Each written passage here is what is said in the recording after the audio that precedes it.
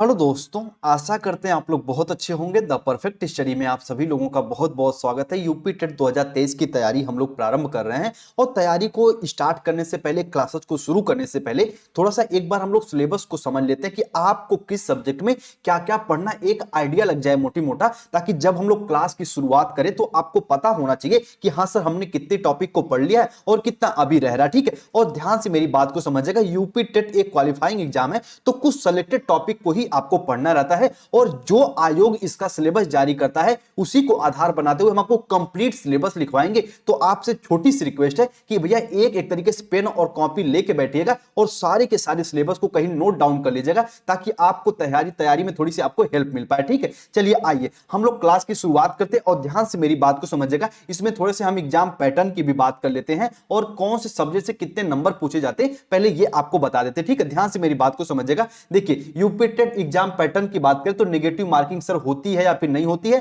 तो इसमें negative marking भैया नहीं होती है। इसको लेके आपको बिल्कुल भी परेशान नहीं होना है। तो यूपी टेट में नेगेटिव मार्किंग नहीं होती है, तो इसमें एक तरीके से कहने का साफ साफ मतलब है, इसको लेके आपको बिल्कुल एक तरीके से सुनिश्चित हो जाना। उसके बाद सर कितने अवधि की होती है, यानी कितने घंटे हमें समय मिलता है, तो भैया 2.5 घंटे आपको समय मिलता है। और कितने प्रश्न रहते हैं, तो 150 प्रश्नों को आपको सॉल्व करना रहता है। कितने मिनट में, तो कहेंगे सर जी एक तरीके से 150 मिनट हो गए कह लें, या फिर एक तरीके से हम लोग 2.5 घंटे कह लो, तो इतना एक तरीके से बराबर ही चीजें हैं। तो ध्यान से मेरी बात को समझिएगा। अगर पैटर्न की बात करें तो नेगेटिव मार्किंग नहीं होती है, और परीक्षा की अवधि की बात करें तो यहां पे 2.5 घंटे मिलते हैं। चाहे यदि आप लोग पेपर 1 दे रहे हो तब भी 2.5 घंटे मिलेंगे, पेपर 2 दे रहे हो तो इसके लिए भी आपको 2.5 घंटे ही मिलते हैं। तो इसमें लेके आपको बिल्कुल भी परेशान नहीं होना है। और पेपर 1 पेपर 2 में दोनों में नेगेटिव मार्किंग नहीं होती, तो यहां पे ये डाउट आपका क्लियर हो जाना चाहिए। ठीक है, आइए अब थोड़ा से हम लोग सब्जेक्ट की बात करते फिर हम लोग सिलेबस पे चलेंगे। तो दोस्त ध्यान से मेरी बात को यहां पे समझने का प्रयास करिएगा, एक एक पॉइंट को बड़े डेप्थ में अच्छे समझते हुए आगे बढ़िएगा।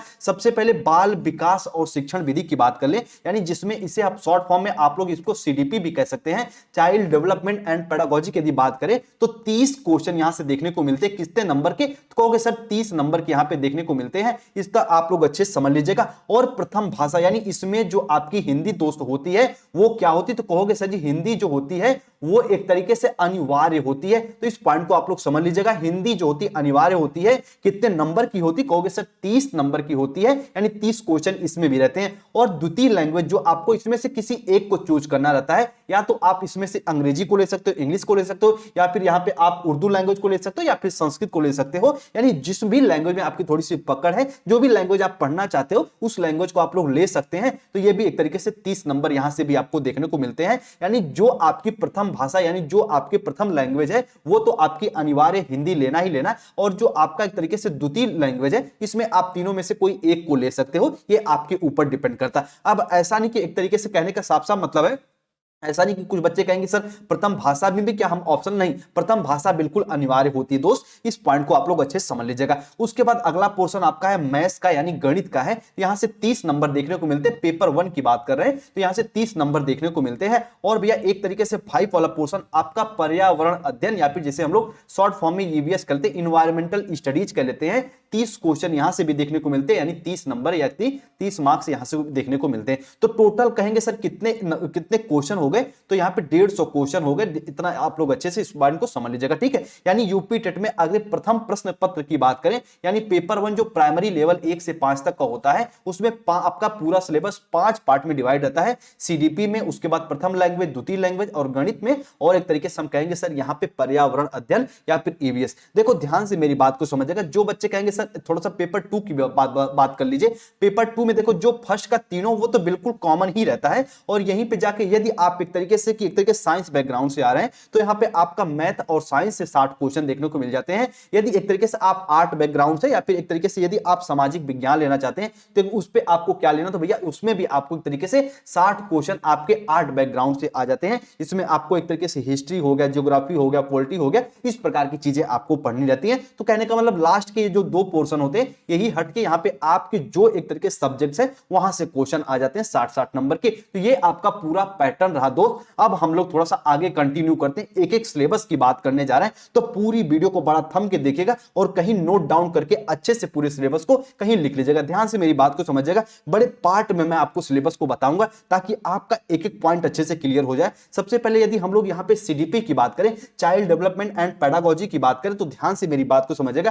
पहले पोर्शन में आपको पढ़ना बाल विकास यानी चाइल्ड डेवलपमेंट को पढ़ना, और चाइल्ड डेवलपमेंट में आपको पढ़ना क्या है, तो वृद्धि और विकास की अवधारणा पढ़ना है। वृद्धि विकास कैसे होते हैं, उनमें अंतर क्या होता है, यहां से भी क्वेश्चन देखने को मिलते हैं। तो सबसे फर्स्ट पॉइंट आप लोग यहां पे नोट डाउन कर लीजिएगा, ग्रोथ एंड डेवलपमेंट के जो कॉन्सेप्ट होते हैं वो आपको पढ़ना है। उसके बाद विकास के सिद्धांत, this is very very important, जो एक तरीके से दोस्त प्रिंसिपल्स ऑफ डेवलपमेंट है उनको आपको पढ़ना। उसके साथ विकास के आयाम, देखो ध्यान से मेरी बात को समझिएगा, चाहे आपका फिजिकल डेवलपमेंट हो गया, चाहे सोशल डेवलपमेंट हो गया, चाहे कॉग्निटिव डेवलपमेंट, चाहे इमोशनल डेवलपमेंट, चाहे मोरल डेवलपमेंट, यानी विकास के जितने डायमेंशंस हैं उनको पढ़ना है। और यहां पे स्टेज ऑफ डेवलपमेंट को पढ़ना है, is the very very important हो जाता भैया। यानी हम कह सकते हैं कि जो विकास के सिद्धांत है, जो विकास की अवस्थाएं, जो विकास के आयाम है, यहां से क्वेश्चन देखने को मिलते ही मिलते हैं। तो इसे भी आप लोग एक बार अच्छे से तैयार कर लीजिएगा। स्टेज ऑफ डेवलपमेंट को भी पढ़ना, यानी विकास के एक तरीके से अवस्थाएं। मुख्य रूप से दोस्त हम लोग 3 अवस्थाओं को अपने टेट में पढ़ते हैं।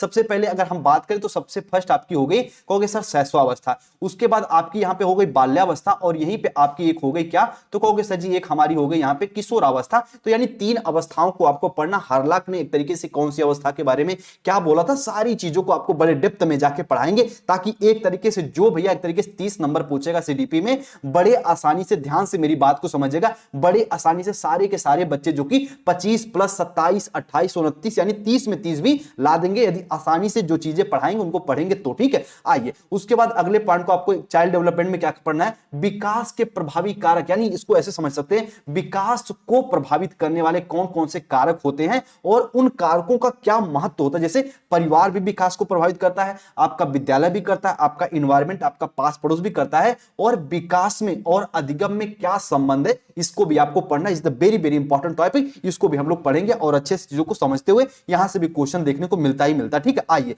एक अगले पॉइंट की दोस्त यदि हम लोग बात करें, हेरिडिटी और एक तरीके से इन्वायरमेंट की क्या भूमिका होती है बालक के विकास में। ध्यान से मेरी बात को यहां पे समझिएगा कि जो बालक के विकास में आपके वंशानुक्रम और वातावरण की क्या भूमिका है, इस क्वेश्चन को, इसको टॉपिक को अच्छे से पढ़ना है और यहां से क्वेश्चन देखने को मिलता ही मिलता है। और मैं आपको हमेशा बताया हूं, जो डेवलपमेंट दोस्त होता है, ये हम कह सकते हैं कि आपका इन्वायरमेंट हो गया और आपकी हेरिडिटी, इनका एक तरीके से मल्टीपल रूप होता है, एक तरीके से इनका गुणनफल होता है। इस प्रकार से आप इसको अच्छे से समझ सकते हैं। तो इसको भी हम लोग पढ़ेंगे और बेहतर रूप में समझते हुए आगे बढ़ेंगे। ठीक है, आइए अगले पॉइंट आपको तैयार करना। देखो ध्यान से मेरी बात को समझिएगा, सीडीपी में अधिगम और अभिप्रेरणा यानी मोटिवेशन क्या हो सकता है, मोटिवेशन कैसे बालक को प्रभावित करते हैं, कैसे बालक को किसी कार्य को कार्य में लगे रहने में वो उनकी हेल्प करते हैं, उसको आपको पढ़ना है। मोटिवेशन के प्रकार की बात हम लोग कर लेंगे, अभिप्रेरणा की, अभिप्रेरणा को ही प्रेरणा कहते हैं, इतना आप लोग समझते रहिएगा। और अधिगम is the very very important, learning को आपको पढ़ना ही पढ़ना है। अधिगम का अर्थ क्या होता है, अधिगम के कॉन्सेप्ट क्या होते हैं और इसकी प्रक्रिया कौन कौन सी होती है। अधिगम को प्रभावित करने वाले कारक, चाहे आपके परिवार हो गए, विद्यालय हो गए, समाज हो गया, चाहे बालक का व्यक्तिगत स्वभाव हो गया, कैसे अधिगम को सारी पॉइंटें प्रभावित करती हैं, इनको दोस्त हम लोग पढ़ेंगे। Is the very very important topic. अधिगम के सिद्धांत, इसमें आपको थॉर्नडाइक जी को भी पढ़ना है, इसमें आपको स्किनर को भी पढ़ना है, इसमें आपको पॉलर जी को भी पढ़ना है, इसमें आपको एक तरीके से कहेंगे सर कोहलर को भी पढ़ना है। और एक तरीके से जब और डेप्थ में जाएंगे तो इसमें आपको एक तरीके से जीन पियाजे साहब को भी यहां पे पढ़ लेना, तो इंपॉर्टेंट हो जाएगा। अधिगम सिद्धांत से संबंधित आपको यहां पे वाइगोस्की जी को भी पढ़ना है, ये भी मनोवैज्ञानिक इंपॉर्टेंट हो जाते हैं। तो अधिगम सिद्धांत और इनका एजुकेशन में महत्व क्या है, बालक को किस प्रकार से ये हेल्प करते हैं, यहां से आपको एमसीक्यू देखने को मिलता है। इसको भी बिल्कुल कहने का मतलब है, अब की बार जो हम टेट की क्लास चलाएंगे बिल्कुल सीडीपी की बिल्कुल नए वे में चलाएंगे। जो टॉपिक पढ़ेंगे उसी से संबंधित हम लोग एमसीक्यू को सॉल्व करेंगे, ताकि आपकी एक एक तैयारी बड़े बेहतर रूप में हो जाए। जैसे बीएड में सारी चीजें सेलेक्टेड आपको देखने को मिलती थी, उसी प्रकार से दोस्त यहां भी हम आपको पढ़ाएंगे, ताकि आपकी चीजें बिल्कुल कॉन्सेप्ट क्लियर हो जाए। अगला टॉपिक आपको अधिगम और अप्रेरणा में पढ़ना है कि बालक कैसे सीखते हैं और बालक सोचते कैसे हैं, सारी पॉइंटों को हम लोग समझेंगे एक बालक में। इसमें हम लोग एक तरीके से इसको एक तरीके से कंप्रिहेंसिव टाइप में समझेंगे कि बालक को सीखने के तरीके से की भूमिका क्या होती है, बालक सोचते किस प्रकार से, बालक कैसे अपने पूर्व ज्ञान का प्रयोग करते हैं, थोड़ा सा पेडागॉजिकल में जाएगा, लेकिन चीजों को हम लोग एमसीक्यू में बना के समझेंगे तो बेहतर दोस्त इसे समझ जाएंगे। ये भी पॉइंट इंपॉर्टेंट है, इससे भी आप लोग कहीं नोट डाउन या स्क्रीनशॉट लेके रख लीजिए, ठीक है। आइए, उम्मीद यही करेंगे कि पूरी वीडियो से आप एक अच्छा प्रॉपर नोट्स बनाएंगे और जो जो चीजें आपको बता रहे हैं उनको कहीं नोट डाउन कर लेंगे सिलेबस को, ताकि आपको पता चले कि हाँ कौन कौन से टॉपिक सर ने पढ़ा दिया और कौन कौन से टॉपिक हमारे एग्जाम पॉइंट ऑफ व्यू से इंपॉर्टेंट है, ठीक है। वैसे देखा जाए तो बाल मनोविज्ञान बहुत बड़ी टॉपिक है, लेकिन यूपी टेट के अकॉर्डिंग क्या क्या पढ़ना हम वो आपको बता रहे हैं। व्यक्तिगत विभिन्नता, जैसे मान लीजिए हम आपको हमेशा बताए हैं कि दुनिया का कोई दो बालक एक जैसा नहीं हो सकता, उसमें कुछ न कुछ सोचने पे, उनके एक तरीके से रहन सहन में, उनके व्यवहार में कुछ न कुछ तो भैया क्या होगा, कहोगे सर जी कुछ ना कुछ तो अंतर होता ही होता है, यही आपका होता है इंडिविजुअल डिफरेंस। और इस पे कैसे एमसीक्यू बनेंगे उनकी बात करेंगे। व्यक्तित्व, पर्सनालिटी क्या होती है, व्यक्तित्व का मापन, तो उसके बाद आपका इंटेलिजेंस का मापन कैसे होता है, सारी पॉइंटों को दोस्त हम लोग पढ़ेंगे अगले टॉपिक पे। ये भी वेरी वेरी इंपॉर्टेंट हो जाता है, यानी व्यक्तिगत विभिन्नताओं में अर्थ, प्रकार और व्यक्तिगत विभिन्नताओं को प्रभावित करने वाले कारक को हम लोग पढ़ेंगे। जैसे इसमें अनुवांशिकता भी हो गई, आपका वातावरण भी हो गया, आपका विद्यालय भी हो गया, आपका परिवार भी हो गया, तो कैसे ये व्यक्तिगत विभिन्नता को प्रभावित करते हैं, इन सारे पॉइंटों को हम लोग बात करेंगे। और इसी में दोस्त एक अगला पॉइंट यहां पे आपका हो जाता है कि व्यक्तित्व की अवधारणा, यानी व्यक्तित्व का कॉन्सेप्ट क्या है, व्यक्तित्व का प्रकार कैसे हमारे शारीरिक आकार पे, इसको हम एक तरीके से व्यक्तित्व को एक तरीके से क्लासिफिकेशन करते हैं, उसको आपको पढ़ना, और व्यक्तित्व का मापन कैसे करते हैं हम लोग, ठीक है। सब पॉइंटों को यहां पे हम लोग अच्छे से पढ़ते हुए कंटिन्यू करेंगे। और बुद्धि के सिद्धांत को आपको पढ़ना है, ठीक है। बुद्धि के सिद्धांत चाहे एक तरीके से व्यक्तिगत हो गया, चाहे शाब्दिक हो गया, चाहे अशाब्दिक हो गया, ठीक है, चाहे सामूहिक बुद्धि परीक्षण, सब पॉइंटों को डेप्थ में पढ़ेंगे। क्लास लंबी होगी इंटेलिजेंस की, लेकिन बेहतर रूप में आप समझेंगे तो पूरा कॉन्सेप्ट समझ जाएंगे। और जो बच्चे हमारे साथ बीएड वगैरह में होंगे उनको तो इंटेलिजेंस हम 3-3 बार पढ़ा चुके हैं, उनका तो कॉन्सेप्ट पहले से क्लियर होगा। सिर्फ उनको क्या चाहिए, तो कहोगे सर रिवीजन चाहिए। उसके बाद बुद्धि का मापन कैसे करते हैं, बहुआयामी बुद्धि की बात कर लेंगे, बुद्धि के प्रकार की यहां पे एक तरीके से बात कर लेंगे, चाहे आपके एक तरीके से स्पीयरमैन हो गए, ठीक है, चाहे गैरिट हो गए, चाहे थॉर्नडाइक हो गए, कैसे उन्होंने बुद्धि के कौन कौन से प्रकार बताए, सिद्धांत कौन कौन से बताए, बहुआयामी सिद्धि हो गए, चाहे एक तरीके हार्वर्ड गार्डनर साहब की हम लोग बात करेंगे। तो बुद्धि में भी आपको अच्छे से पढ़ना है, इंटेलिजेंस को भी पढ़ना है, इसको भी दोस्त कहीं नोट डाउन करके लिख लीजिए। This is very very important topic, ठीक है, इंटेलिजेंस। चलिए आइए एक अगला, देखो ध्यान से मेरी बात को समझिएगा, थोड़ा सा जो आपका यूपी टेट का सिलेबस है वो थोड़ा सा आपके समावेशी वाले पार्ट को भी यहां पे टच करता है, ठीक है। बहुत ही डेप्थ में चीजों को बताना, समझिएगा। जो आपका यूपी टेट का सिलेबस है थोड़ा सा वो क्या करता है, आपके समावेशी पोर्शन को भी डिस्कस करता है। और देखो जैसे अधिगमकर्ताओं की समझ और समायोजन, यानी जो भी बालक होते हैं वो कैसे अपने आप को समायोजित करते हैं, या फिर जो कोई विशेष बालक है वो कैसे अपने आप को एडजस्ट करते हैं, उनकी क्या विशेषता, क्या प्रकार होते हैं, सारी पॉइंटों को हम लोग पढ़ेंगे। उनकी आईक्यू क्या होता है, इंटेलिजेंस क्वोशिएंट क्या होता है दोस्त, सारी पॉइंटों को पढ़ेंगे। Is the very very important topic. जैसे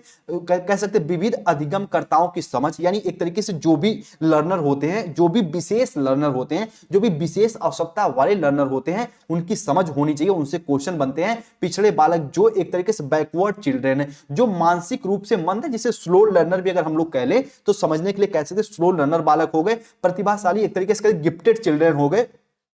उसके साथ साथ जो सृजनात्मक यानी जो क्रिएटिविटी बालक है, जो वंचित बालक है, जो विशेष बाधित में 3 बालक आ जाएंगे। एक तो आपका भैया श्रवण बाधित, और एक यहीं पे एक तरीके से यहाँ पे एक, देखो ध्यान से मेरी बात को समझिएगा, विशेष बाधित बालक में यहाँ पे सबसे पहले आपका क्या आ जाएगा, तो कहोगे सर जी सबसे पहले यहाँ पे आएगा श्रवण बालक। उसके बाद यहीं पे आपका एक और दोस्त आ जाएगा जो आप कहेंगे दृष्टि बाधित, और एक तरीके शारीरिक रूप से बाधित बालक को भी यहाँ पे आप लोग यहाँ पे एक प्रकार से दोस्त यहाँ पे काउंट कर सकते हैं कि शारीरिक रूप से जो बाधित है उन्हें विशेष बाधित बालक कह सकते हैं, यानी जिसमें किसी प्रकार की अक्षमता हो उन्हें हम विशेष रूप से बाधित बालक कह सकते हैं। उनकी क्या भूमिका होती है, कैसे वो चीजों को सीखते हैं, कैसे उन्हें हम और सिखा सकते हैं, ये भी पॉइंटें इंपॉर्टेंट हो जाती हैं। और अधिगम अक्षमता, यानी जो आपकी लर्निंग डिसएबिलिटीज होती है उससे आप क्या समझते हैं, इसमें डिसलेक्सिया पढ़ना, डिसकैलकुलिया पढ़ना, जो भी अधिगम विकार होते हैं, यानी बालक कैसे कैसे सीखता है, उनको कौन कौन सी प्रॉब्लम का सामना करना पड़ता है, यानी कौन कौन सी चीजों बालक को सीखने को प्रभावित भी करती, सारी चीजों को इसमें पढ़ना, ये भी वेरी वेरी इंपॉर्टेंट पॉइंट हो जाती है दोस्त।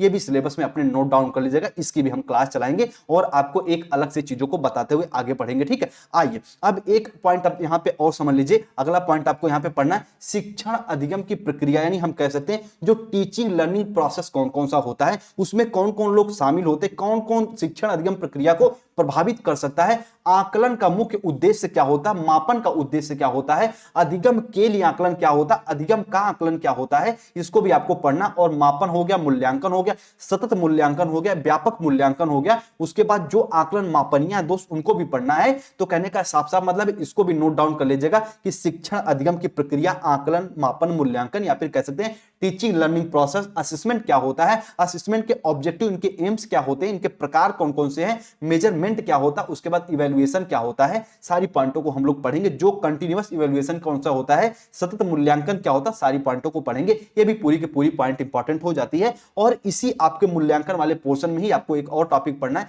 एनसीएफ 2005 को पढ़ना है। एनसीएफ 2005 के अनुसार जो शिक्षण अधिगम की पॉलिसी क्या थी, उसकी नीतियां क्या थी, उसकी मेथड क्या थे, और ध्यान से मेरी बात को समझिएगा, ये शिक्षण अधिगम को किस प्रकार प्रभावित किए, इनका उद्देश्य क्या था, शिक्षण अधिगम में किस प्रकार का बदलाव चाहते थे, सारी पॉइंटों को हम एनसीएफ 2005 में यानी नेशनल करिकुलम फ्रेमवर्क के 2005 में इसको पढ़ना है। और एक नई टॉपिक यहां पे दोस्त आपकी ऐड हुई है कि नेशनल एजुकेशन पॉलिसी को आपको पढ़ना 2020 को। ये भी वेरी वेरी इंपॉर्टेंट हो जाती है। शिक्षा के उद्देश्य, ये बालक को किस प्रकार से सिखाना चाहते थे, पाठ्यक्रम कैसा रखना चाहते थे, यानी एक तरीके से जो भी चीजें बालक का इवैल्यूएशन कैसा करवाना चाहते हैं, सारी पॉइंटों को हम लोग पढ़ेंगे। आपके एक तरीके से एनईपी 2020 को भी नोट डाउन कर लीजिएगा। ये पूरा सिलेबस दोस्त आपका है एक तरीके से पूरा का पूरा सिलेबस, ये हम आपको लिखवा दिए सीडीपी का, ये इंपॉर्टेंट है। और सीडीपी की जिम्मेदारी हम हमारे ऊपर छोड़ दीजिए। बस आप लोग जितनी प्रॉपर वे में हम क्लास देंगे, उन क्लास को दोस्त पढ़ते जाएंगे तो यकीन मानिए अच्छे से अच्छा नंबर आप स्कोर करेंगे। हाँ, बस वही चीज होता ना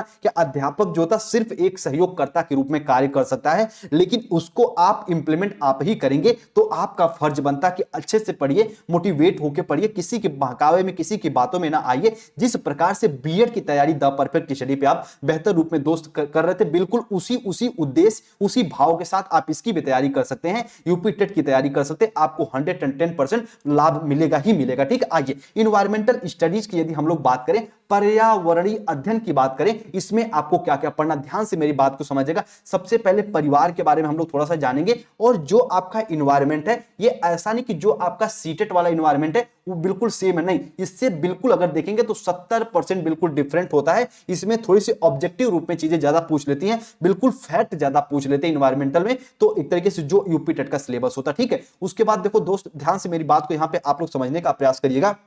यहां पे कह रहा है भोजन, स्वास्थ्य और स्वच्छता, ये भी बेहद इंपॉर्टेंट हो जाता है। भोजन, स्वास्थ्य और स्वच्छता ये भी इंपॉर्टेंट है, यानी कैसे भोजन को हम सुरक्षित रख सकते हैं, या फिर भोजन से एक प्रकार से कैसे डिजीज वगैरह होती, ठीक है, जैसे किस प्रकार से एक तरीके से पेचिस वगैरह किसके कारण होता है, इन प्रकार की चीजें जो होती हैं भोजन, स्वास्थ्य और स्वच्छता के बारे में हम लोग डिस्कस करेंगे। तरह तरह की जो बच्चों में बीमारियां होती भोजन की वजह से, ठीक है, डायरिया वगैरह, वो किसके कारण होती हैं, सारी पॉइंटों को हम लोग यहां पे पढ़ेंगे। स्थानीय पेशे से जुड़े हुए व्यक्ति और व्यवसाय, जो भारत के कुछ प्रमुख व्यक्ति हैं, जैसे हम कह सकते हैं, जैसे ध्यान से मेरी कर्णम मल्लेश्वरी जी हो गई, ठीक है, सुनीता विलियम जी हो गई, तरह तरह की जितने भी एक तरीके से जो प्रमुख व्यक्ति हैं, उनके बारे में, उनके जो व्यवसाय हैं उनके बारे में आपको डिस्कस करेंगे। ये भी की पूरी पॉइंट इंपॉर्टेंट हो जाती है, इसे भी नोट डाउन कर लीजिएगा, अच्छे से कहीं लिख लीजिएगा, इंपॉर्टेंट है। निवास स्थान की बात करें, जैसे आप लोग सीटेट में चीजों को देख रहे थे निवास स्थान के बारे में कि असम में किस प्रकार के मकान है, उसी प्रकार आप देखें कश्मीर में किस प्रकार के मकान होते, कहीं ना कहीं क्वेश्चन पूछ देता है। पेड़ पौधों से संबंधित क्वेश्चन भी देखने को मिलेंगे।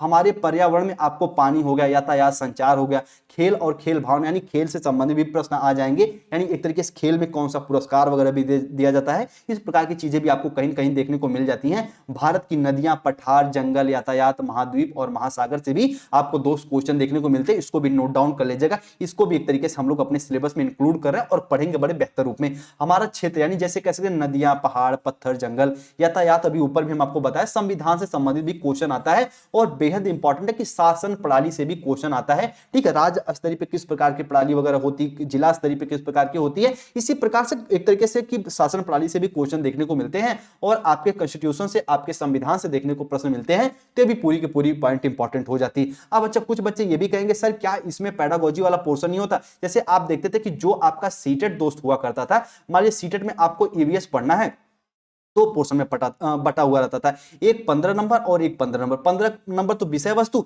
और 15 नंबर आपकी पैडागोजी होती थी। लेकिन इसमें क्या होता, मुख्य रूप से आप ये देखते हैं कि जो कंटेंट होता वही एक तरीके से 30 में 30 देखने को मिलता है, या फिर हम लोग ये कह सकते हैं 1 से 2 या 3 क्वेश्चन आपको पैडागोजी से यानी अध्यापन संबंधी मुद्दे से देखने को मिल जाता है, वरना अधिकतर क्वेश्चन जो कंटेंट से ही रहते हैं, विषय वस्तु से ही रहते हैं। आपको ऑब्जेक्टिव वे में ही पढ़ना, लेकिन एक आध क्वेश्चन आपको दिख जाएंगे कि पर्यावरणीय अध्ययन पढ़ने का उद्देश्य क्या है, बालक में कैसे पर्यावरण के प्रति इंटरेस्ट जागृत कर सकते हैं, इस प्रकार की चीजें आपको पढ़ना, पर्यावरण के उद्देश्य क्या हो जाते हैं, इस प्रकार की आपको चीजों को इसमें भी पढ़ना है। तो एक पॉइंट यहां पे आप लोग समझिए कि अध्यापन संबंधी मुद्दे कि पर्यावरण को आप कैसे पढ़ा सकते हो, इन्वायरमेंट को कैसे बालक के अंदर एक तरीके से उनके प्रति जागरूकता उत्पन्न कर सकते हो, ये भी कि पूरी पूरी पॉइंट इंपॉर्टेंट हो जाती है दोस्त, इसे भी नोट कर लीजिएगा। ठीक है, आइए अब थोड़ा सा हम लोग आगे बात कर लेते हैं आपके हिंदी वाले सिलेबस को, यानी जो आपका एक तरीके से क्या है, तो कहोगे सर जी ये तो हमारा अनिवार्य है। ठीक है, ये यदि आपका अनिवार्य है तो इसमें आपको क्या पढ़ के जाना है, ध्यान से मेरी बात को समझिएगा एक एक पॉइंट को। सबसे पहले अपठित गद्यांश इंपॉर्टेंट है, नंबर उठाता है,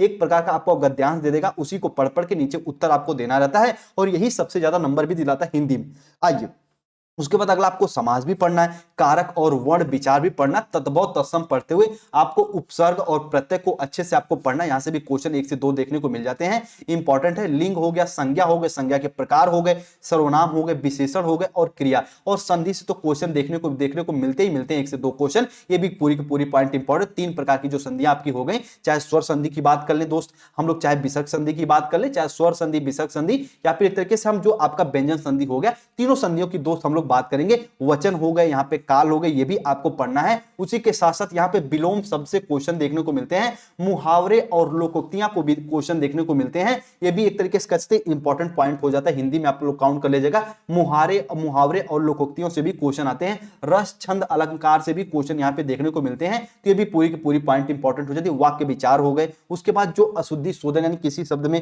किसी प्रकार की त्रुटि उसे भी पहचानना, वाक्य की रचना करना, वाक्य के अंग हो गए, अनेकार्थक शब्द हो गए, वाक्य के कौन कौन से प्रकार होते हैं, विराम चिन्हों को आपको पढ़ना है, और वाक्य के लिए एक शब्द को भी यहां पे पढ़ना। आपको पूरा वाक्य दे दिया रहेगा, उसमें से एक 4 ऑप्शन दिए रहेंगे, उसमें से आपको ढूंढना है कि उस वाक्य के लिए कोई एक ऐसा शब्द बताइए जो उसकी पूरी विचारधारा को पूरा उसको फिलफिल कर पाए, तो उसको भी आपको पढ़ना हिंदी में। तो ये पूरी पूरी पॉइंट इंपॉर्टेंट है। और इसी में थोड़ा सा पेडागोजिकल में आपको क्या क्या पढ़ना, ध्यान से मेरी बात को यहां पे समझ लीजिएगा। सबसे पहले यहां पे देखिए आपको भाषाई कौशल का विकास, जो आप हिंदी में चीजों को पढ़ेंगे, ध्यान से मेरी बात को यहां पे समझने का प्रयास करिएगा। हिंदी में आपको यहां पे क्या क्या पढ़ना है, भाषाई कौशल का विकास में आपको सुनना, बोलना, पढ़ना, लिखना, इस प्रकार के कौशल की बात आपको करेगा। भाषा शिक्षण की विधियों को आपको पढ़ना है, और यहां पे ध्यान से मेरी बात को समझिएगा कि हिंदी भाषा शिक्षण में कौन कौन सी चुनौतियां आती हैं, और एक तरीके से भाषा शिक्षण के उपागम, और यहां पे एक तरीके से इसे हम लोग कह सकते हैं टीचर लर्निंग मटेरियल की बात यहां पे हम लोग कर रहे हैं, यानी हम कह सकते हैं जो एक तरीके से शिक्षण अधिगम सामग्री है, ये कौन कौन सी होती है लैंग्वेज में, किसी भी लैंग्वेज को ले लीजिए, इन टॉपिक को आपको पढ़ना ही पढ़ना है पेडागोजिकल में, तो ये भी इंपॉर्टेंट हो जाती है, इसे भी नोट कर लीजिएगा। और इसी भी हम लोग पूरा बेसिक से पढ़ते हुए चलेंगे। ध्यान से मेरी बात को समझिएगा, सिलेबस बताने के पीछे रीजन इतना सा है। और एक टॉपिक यहां पे और है कि भाषा दक्षता का विकास, यानी बालक में कैसे आप लैंग्वेज डेवलपमेंट करोगे, कौन कौन से लोग भाषा के बारे में क्या बोले थे, चाहे आपके तरीके से पियाजे साहब हो गए, चाहे स्किनर हो गए, उसी प्रकार से चाहे एक तरीके से जितने भी महान महान मनोवैज्ञानिक हो गए, इन सबको आपको यहाँ पे पढ़ते हुए जाना है। इंपॉर्टेंट ये भी लैंग्वेज के बारे में क्या कहते हैं। अच्छा, सिलेबस को हम लोग सिर्फ इतना पढ़ते हैं इसलिए ताकि आपको एक आइडिया दोस्त लग जाए कि आपको क्या क्या पढ़ना है और क्या क्या स्किप करना है। तो जितने सिलेबस को हम आपको बता रहे हैं, इसको कहीं नोट डाउन कर लीजिएगा, पूरी की पूरी पॉइंट यहाँ पे इंपॉर्टेंट हो जाती है। संस्कृत लैंग्वेज में आपको क्या पढ़ना, अपठित गद्यांश हो गए, उसके बाद संस्कृत में अनुवाद आपको देखना है, उसके बाद सर्वनाम हो गए, क्रिया हो गए, संधि हो गए संस्कृत के, और फिर घर परिवार परिवेश पशु पक्षी घरेलू उपयोग की जो वस्तुएं होती हैं उनके आप संस्कृत में उनके नाम से परिचय होने चाहिए, ये भी पॉइंट इंपॉर्टेंट हो जाती है। यहां से भी क्वेश्चन ज्यादा से ज्यादा देखने को मिलते हैं। शरीर के प्रमुख अंगों के संस्कृत के शब्दों का प्रयोग यहां पे देखने को मिलता है, ये भी पूरी पॉइंट इंपॉर्टेंट है। अंक यानी एक तरीके से जो अंक है संस्कृत संख्याओं का ज्ञान होना चाहिए, यानी संस्कृत में जो भी अंक है संख्याएं उनको आपको ज्ञान होना चाहिए, ये भी पॉइंट इंपॉर्टेंट है। लिंग हो गए, स्वर के प्रकार हो गए, प्रतिस्थापन हो गए, व्यंजन के प्रकार हो गए, अनुस्वार हो गए और अनुनासिक हो गए। ठीक है, अनुस्वार और अनुनासिक इंपॉर्टेंट है, हिंदी में भी इसको पढ़ेंगे हम लोग। ठीक है, एक तरीके जब वर्ड वगैरह पढ़ेंगे तो वहां पे चीजें देख लिया जाएगा। ठीक है, अनुस्वार और अनुशासिक को भी पढ़ना है, ये भी पूरी पॉइंट इंपॉर्टेंट। संस्कृत में कवि और लेखकों की रचना, यही चीज जब आप लोग एक तरीके से हिंदी में जाएंगे, ठीक है, यही जब चीजें आप लोग हिंदी में पढ़ेंगे तो वहां भी आपको एक तरीके से कुछ कवियों की प्रमुख रचनाओं के बारे में पढ़ना है। जैसे यदि हम आपको पूछ दे गीतांजलि के लेखक कौन है, तो आपको ये बताना, ठीक है। इस प्रकार से जो चीजें हो जाती हैं कि कौन से कवि ने कौन सी प्रसिद्ध पुस्तक को लिखा था, वो लेखक कौन है उस प्रसिद्ध पुस्तक के, इस प्रकार से प्रश्न आ जाएगा। तो इसे देखते हुए जाना है, ये भी पूरी पॉइंट इंपॉर्टेंट है।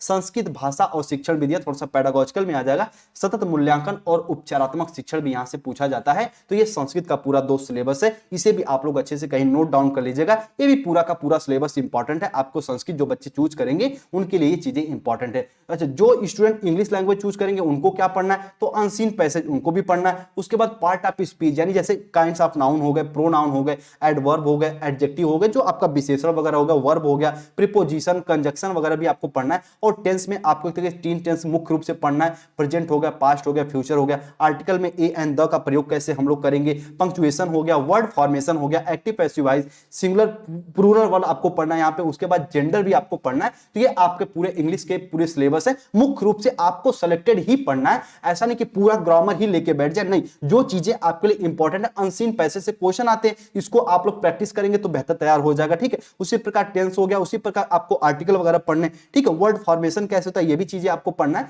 ये भी पूरी पूरी इंपॉर्टेंट हो जाएगी। यदि दोस्त हम लोग अगले पोर्शन की बात करें कि मैथमेटिक्स में आपको क्या पढ़ना है, मैथ में क्या पढ़ना, खासकर यदि हम लोग प्राइमरी स्तर की बात करें, क्लास 1 से 5 की बात करें, तो ध्यान से मेरी बात को यहां पे समझिएगा। जो 30 नंबर देखने को मिलता है, सबसे पहले आप लोग इसमें नंबर सिस्टम तो आपको पढ़ना ही पढ़ना है, ये पूरी पूरी इंपॉर्टेंट हो जाती है। नंबर सिस्टम आपको पढ़ना है, यानी संख्याओं का जोड़ घटाना गुणा भाग हो गया। उसके बाद आपका एलसीएम एचसीएफ हो गया, ये भी इंपॉर्टेंट, नहीं। लघुत्तम समापवर्तक, महत्तम समापवर्तक, ये भी चीजें आपको पढ़ना है, ये भी पूरी पूरी पॉइंट इंपॉर्टेंट। यहां से भी क्वेश्चन देखने को मिलता है। भिन्नों का जोड़ घटाना गुणा भाग भी इंपॉर्टेंट है। और मिश्रित भिन्न कौन सी होती है, उसकी क्या इस प्रकार से कैसे पहचानेंगे, ठीक है। उसमें छोटी भिन्न बड़ी भिन्न किस प्रकार से है, उसको भी बताना हम लोग चाहेंगे। जो चीजें होंगी डिस्कस किया जाएगा। तो भिन्नों का जोड़ घटाना गुणा भाग भी इंपॉर्टेंट है, इसे भी पढ़ना है। और दशमलव के जोड़ घटाना गुणा भाग हो गए।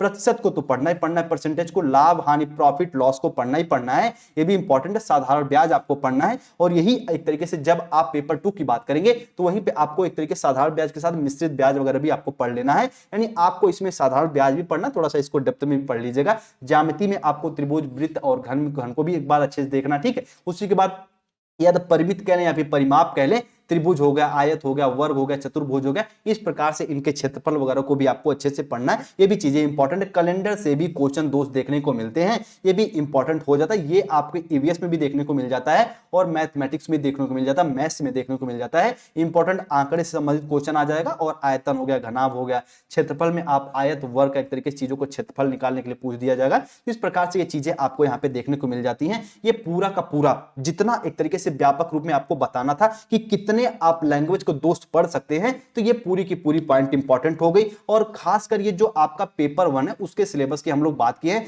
और पेपर 1 में भी जो आपका एक तरीके से कहने का वाला पेपर 1 बात कर ले दोस्त, या फिर पेपर 2 की यदि हम लोग बात कर ले, दोनों का जो फर्स्ट वाला पोर्शन, यानी जैसे सीडीपी तो सबको पढ़नी ना, वो सबके लिए कॉमन है। हिंदी तो सबको ही पढ़नी, वो सबके लिए कॉमन है। उसके बाद जो आप कहते हैं सेकेंड लैंग्वेज है, वो तो सबको ही पढ़नी, यानी 30, 30, 60 और 30, 90 नंबर तो भैया एक तरीके सबके लिए ही कॉमन है।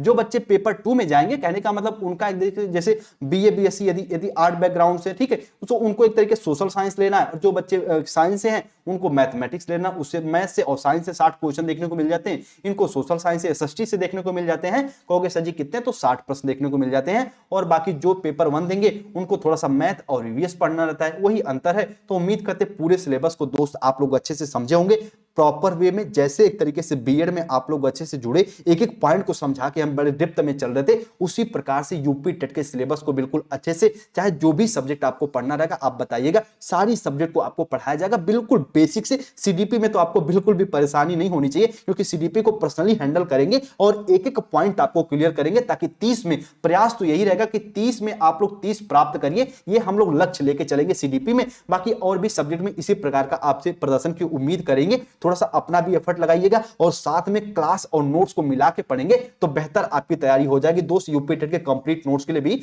आप लोग इस नंबर पे जा सकते हैं। यदि नोट्स खुद से बनाना चाहते हैं तो खुद से बनाइएगा, लेकिन कम समय में रिवीजन करने के लिए आप नोट्स इसे ले सकते हैं, बिल्कुल सिलेक्टेड वे में। उसके साथ आपको एमसीक्यू और जो प्रीवियस ईयर के क्वेश्चन आएंगे उसमें इंक्लूड आपको मिलेंगे अलग अलग, तो सारी चीजें इंपॉर्टेंट हो जाएंगी। आप बेहतर रूप में तैयारी करिए। इसी ढेर सारी शुभकामनाओं के साथ हम आपको ढेर सारा आशीर्वाद शुभकामनाएं देते हैं। अच्छे से पढ़ाई करिए, मन लगा के पढ़ाई करिए, बीएड के साथ साथ यूपी टेट भी क्वालिफाई करिए और मम्मी पापा का नाम रोशन करिए, अपना नाम रोशन करिए और आप सभी के अच्छे भविष्य की हम कामना करते हैं। आप सभी लोग अपना ख्याल रखिए। सभी भाई बहन को जय हिंद जय भारत। क्लास जल्दी स्टार्ट होगी, टाइम टेबल आपके टेलीग्राम पे हम आपको प्रोवाइड कर देंगे, टेलीग्राम को यहाँ पे ज्वाइन कर लीजिएगा। जो भी क्लास होगी इन्फॉर्मेशन टेलीग्राम पे देंगे। अपना आप सभी भाई बहन ख्याल रखिए। आप सभी लोगों को जय हिंद जय भारत।